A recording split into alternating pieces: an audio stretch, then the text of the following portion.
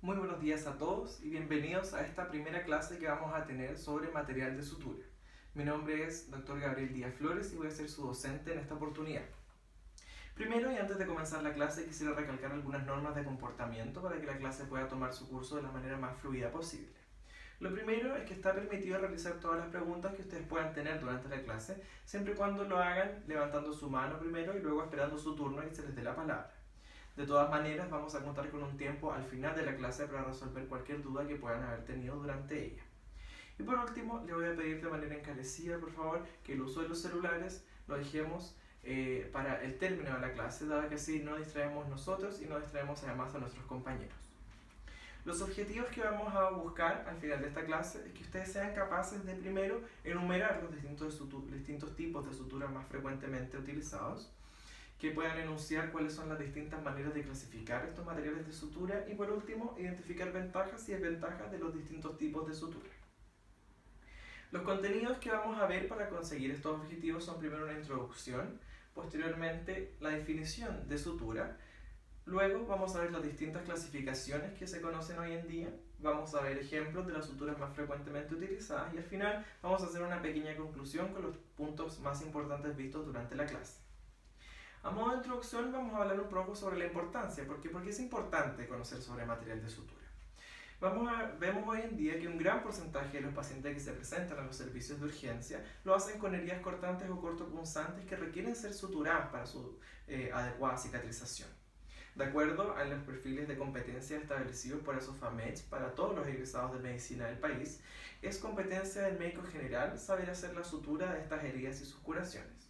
Por ende, vemos que para poder realizar este procedimiento de la manera más adecuada posible tenemos que familiarizarnos no solamente con la técnica del procedimiento, sino que también con los materiales que vamos a necesitar para realizar este procedimiento de la manera más adecuada posible.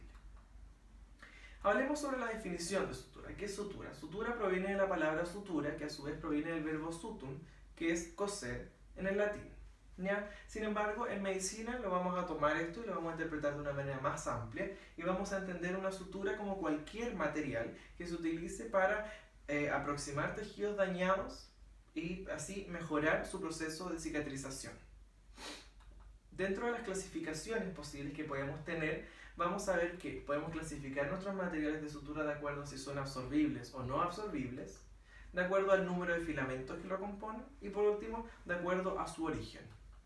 Si hablamos sobre su capacidad de absorción, vamos a tener que hay algunos materiales de sutura que en el cuerpo humano se ven afectados por procesos como por ejemplo degradación enzimática o hidrólisis, lo cual determina que al cabo de cierta cantidad de tiempo desaparezcan del cuerpo humano.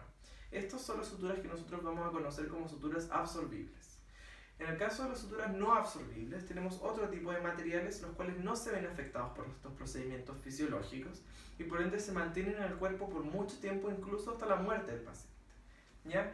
Por ende, así que podemos ver que tenemos suturas absorbibles y suturas no absorbibles dependiendo del nivel de degradación que van a sufrir al interior del cuerpo. Por otro lado, hablamos de su origen. Tenemos que se pueden diferenciar en suturas de origen natural que se encuentran en los materiales en la naturaleza, como por ejemplo la seda, el lino, el algodón o incluso algunas de origen animal.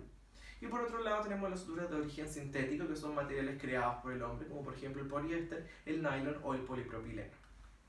De acuerdo al número de filamentos, vamos a tener que tenemos suturas monofilamentos, los cuales están compuestas por solamente una hebra de distinto calibre, o las suturas multifilamentos, que son una serie de varias hebras más pequeñas que están ya sea entrelazadas o trenzadas o torcidas para conformar una sola gran hebra de mayor tamaño. Vamos a ver que dependiendo que si las suturas son mono o multifilamentos van a tener ciertas ventajas o desventajas. La primera, en el caso de las suturas monofilamento, como ventaja es que tienen mayor fuerza tensible, es decir, mantienen los tejidos aproximados por más tiempo y a su vez al ser una sola hebra es más suave, más tersa y por ende produce menor efecto sierra, con menor daño al tejido, lo cual la predispone a una menor probabilidad de infección.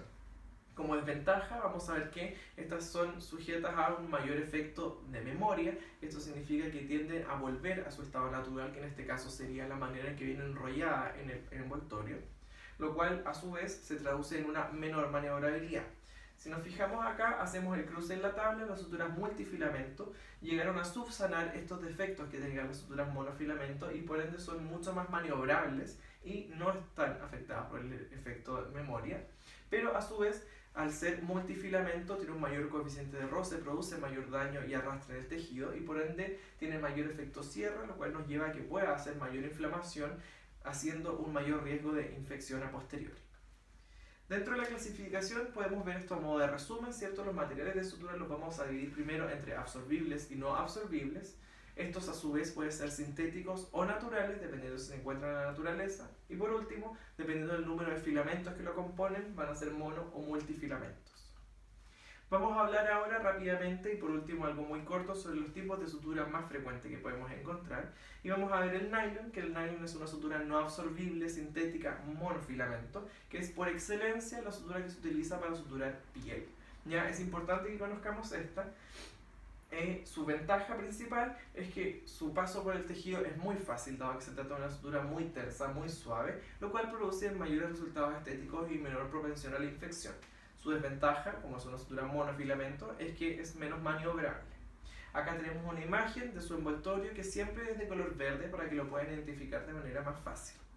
Vamos a hablar también sobre el Vicryl, que es una sutura absorbible sintética multifilamento que se utiliza ampliamente en el cierre de suturas intracorpóreas. Ahora, ¿por qué es necesario que la conozcamos nosotros? Porque puede ser que nuestro paciente que llegue a la urgencia tenga una herida de mayor profundidad que se hace necesario suturar a dos planos. El Vicryl es la sutura que vamos a utilizar para suturar el plano profundo, ¿ya? Previo a suturar el plano superficial con nylon, como ya vimos. Su desventaja es que al ser una sutura multifilamento produce mayor efecto cierre.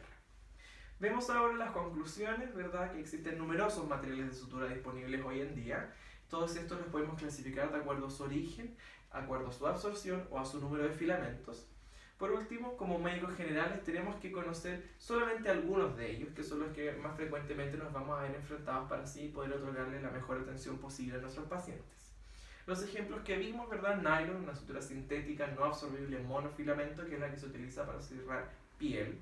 Y por último, Vicryl, que es una sutura sintética absorbible multifilamento que se utiliza en la sutura de intracorpórea, como por ejemplo el tejido celular subcutáneo en una sutura a dos planos. Vamos a dejar ahora el espacio por si tienen alguna pregunta, la podemos solucionar.